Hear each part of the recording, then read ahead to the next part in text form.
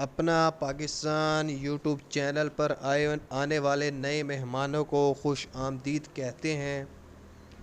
آج کے اس ایپیسوڈ میں جس مشہور بدماش کا ذکر کریں گے اس کا نام ہے مٹھو ڈوگر۔ مٹھو ڈوگر کا تعلق بورے والا سے تھا۔ یہ ایک سیاسی خاندان سے تعلق رکھتا تھا اور ان کا ذریعہ معاش زراعت تھا۔ اس کے علاوہ ان کا ذاتی کاروبار بھی تھا۔ مٹھو ڈوگر کا گروپ شروع سے ہی سیاست میں تھا۔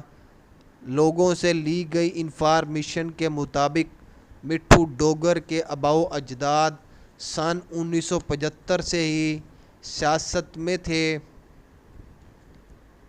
مٹھو ڈوگر اور ان کے مخالف گروپ کی دشمنی تب شروع ہوئی جب ان کے درمیان اختلافات بڑھ گئے۔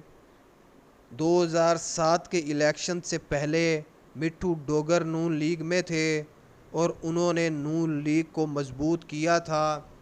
جب ارائیں گروپ کے سربراہ نذیر ارائیں پہلے آزاد حیثیت میں الیکشن لڑتے رہے تھے، نون لیگ نے ٹکٹ نذیر ارائیں گروپ کو دے دیا تھا، جو کہ نون لیگ کے سابقہ رہنما مٹھو ڈوگر کے ساتھ زیادتی تھی، جس نے مشکل وقت میں مسلم لیگ نون کو سنبھالا تھا اور اس وقت میں سنبھالا تھا جب تمام لوگ نون لیگ کو چھوڑ گئے تھے۔ نون لیگ نے ٹکٹ نذیر ارائیں گروپ کو دے کر مٹھو ارائیں کی سیاست کو ختم کر دیا تھا۔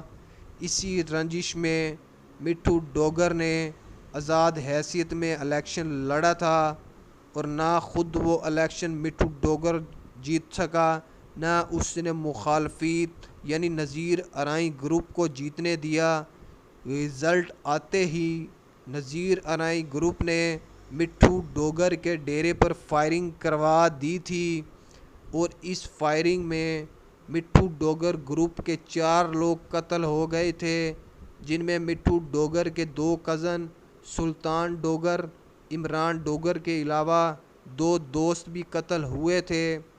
مٹھو ڈوگر نے نذیر ارائیں گروپ کے خلاف مقدمہ درج کروانے کی ناکام کوشش کی تھی۔ ان کی ناکامی کی وجہ یہ تھی اس وقت نذیر ارائیں کے بھائی شفیق ارائیں، جو اس وقت جاپان میں پاکستان کے سفیر تعینات تھے، ان کی مکمل پشت پناہی کی وجہ سے نذیر ارائیں گروپ پر مقدمات درج نہیں ہو سکے تھے۔ اسی طرح وقت گزرتا رہا اور دونوں گروپوں کے لوگوں کا جہاں کہیں آمنا سامنا ہوتا تھا تو ایک دوسرے پر فائرنگ اور ڈنڈوں سے حملہ کر دیتے تھے۔ ڈوگر گروپ سے لی گئی انفارمیشن کے مطابق 2010 میں بورے والا ڈگری کالج کے قریب مٹھو ڈوگر گروپ نے ارائیں گروپ کے 2 لوگ قتل کر دیے تھے جبکہ 8 زخمی ہوئے تھے۔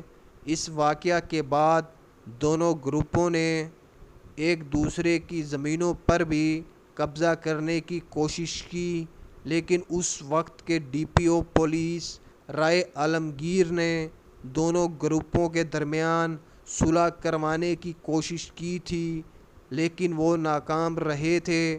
بورے والا کے لوگوں کے مطابق مٹھو ڈوگر کو نذیر جٹ گروپ کی بھی حمایت حاصل تھی۔ دوستو، نذیر جٹ گروپ اور نذیر ارائیں گروپ کے تنازعات بہت پہلے اور پرانے رہ چکے تھے۔ یہ دونوں پرانے سیاسی حریف بھی تھے اور ان کے درمیان بھی کئی عرصہ تک دشمنی رہی تھی۔ ارائیں گروپ نے ڈوگر برادری، جو مارکیٹ روڈ پر اکثریت سے آباد تھی، ان کی دکانیں جلانا شروع کر دی تھی اور کچھ دکانوں پر قبضہ کر کے ارائیں گروپ نے اپنے بندے بٹھا دیے تھے اور آئے روز اسی وجہ سے بورے والا شہر میں احتجاج ہونے لگ گئے تھے۔ وہاں کی مینجمنٹ مکمل طور پر فیل ہو گئی تھی، جس کی وجہ سے اس وقت کے چیف جسٹس افتخار محمد چودھری نے اس معاملے پر سو موٹو نوٹس بھی لیا تھا، جس کے بعد پولیس کمانڈوز کو بورے والا شہر کے اندر 19 دن کے لیے تعینات کر دیا گیا تھا۔ اسی دوران مٹھو ڈوگر گروپ نے ایک اعظم نامی پولیس افسر جو اس وقت ایس ایچ او تھا، اس کے ذریعے نذیر ارائیں کے بڑے بیٹے اصغر ارائیں کو قتل کروا دیا تھا۔